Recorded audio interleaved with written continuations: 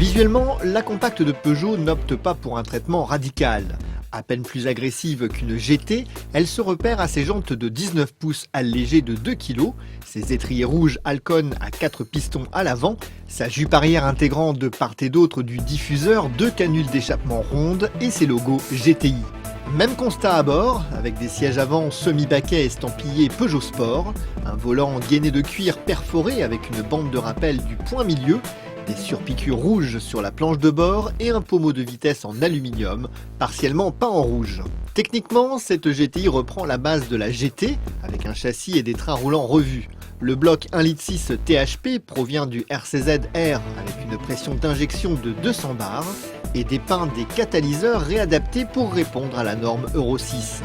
Pour le reste, on retrouve une fiche technique intéressante, 270 chevaux à 6000 tours minute, soit 169 chevaux au litre, 330 Nm dès 1900 tours minute, un turbocompresseur soufflant jusqu'à 1,5 bar, des pistons forgés MAHLE Motorsport, la boîte de vitesse à 6 rapports est accouplée à un différentiel à glissement limité Torsen, taré à 35% et les amortisseurs sont raffermis avec une assiette abaissée de 11 mm.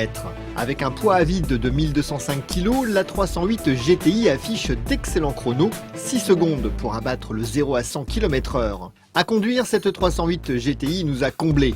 Ferme avec un soupçon de moelleux, la progressivité de l'amortissement en compression comme en détente frise la perfection. Les mouvements de caisse sont limités et faciles à appréhender dans l'enchaînement des courbes. La direction électrique très directe offre un guidage chirurgical du train avant, parfaitement relayé par l'autobloquant Torsen qui l'extirpe à merveille en sortie de courbe.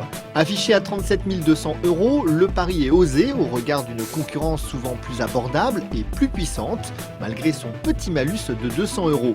Mais l'équipement généreux et sa consommation raisonnable à allure stabilisée font passer la pilule.